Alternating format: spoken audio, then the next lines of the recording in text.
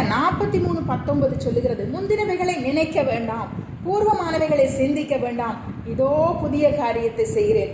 பழைய காரியங்களை குறித்து, கசப்புகளை குறித்து, வேதனைகளை குறித்து, இழப்புகளை குறித்து, நஷ்டங்களை குறித்து நீங்கள் கவலைப்பட்டுட்டு இருக்கிறீங்களா?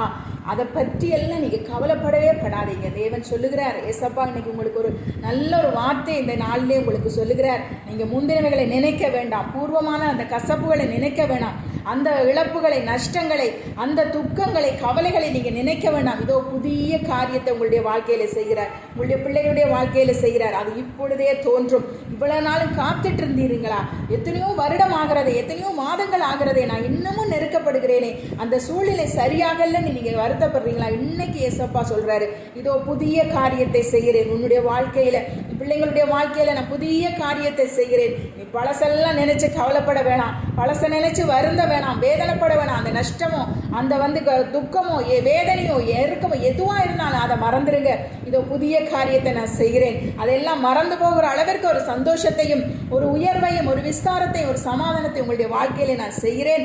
இதோ புதியவைகள் புதிதாக தோன்றுகின்றதுன்னு சொல்லி ஏசாயா 43:19 தேவன் உங்களுக்கு ஒரு ஆசீர்வாதமான ஒரு வார்த்தையை சொல்லுகிறார். ஹாப்பியா இருங்க, சந்தோஷமா இருங்க.